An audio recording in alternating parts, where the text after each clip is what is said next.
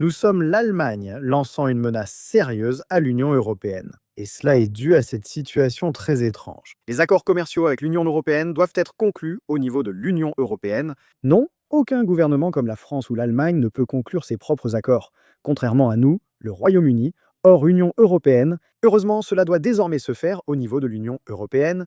Ainsi, lorsque vous examinez l'accord Mercosur avec des pays comme le Brésil, l'Argentine et d'autres, ce dont vous parlez ici, c'est d'un vote sur lequel les gouvernements individuels de l'Union européenne n'ont pas de droit de veto. Au moins 15 pays représentant 65% de la population de l'Union européenne doivent voter pour l'adoption. Certains soutiennent fortement l'accord Union européenne-Mercosur. Vous voyez par exemple les Espagnols qui sont favorables, mais certains sont farouchement opposés à cela, en particulier les agriculteurs français, mais la France dans son ensemble est plutôt opposée à cet accord. Et donc la situation étrange est que vous pourriez voir des gouvernements des pays au sein de l'Union européenne se voir imposer un accord commercial qu'ils ne veulent pas.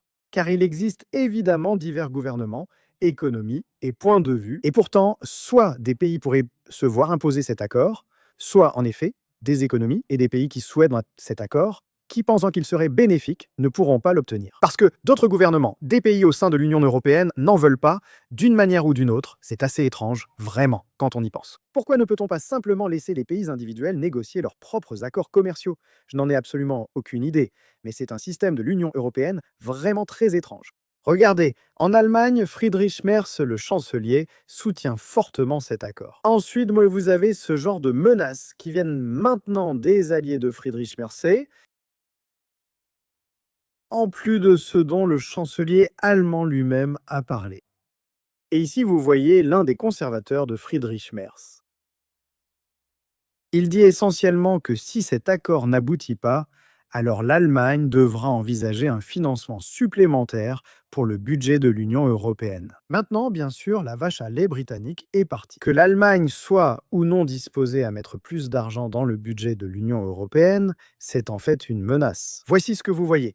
L'Allemagne essaie de faire pression sur d'autres gouvernements européens, d'autres gouvernements de l'Union européenne, pour qu'ils soutiennent cet accord. Pour vous montrer l'énorme somme que l'Allemagne doit désormais verser à l'Union européenne, 47 milliards d'euros au budget de l'Union européenne chaque année.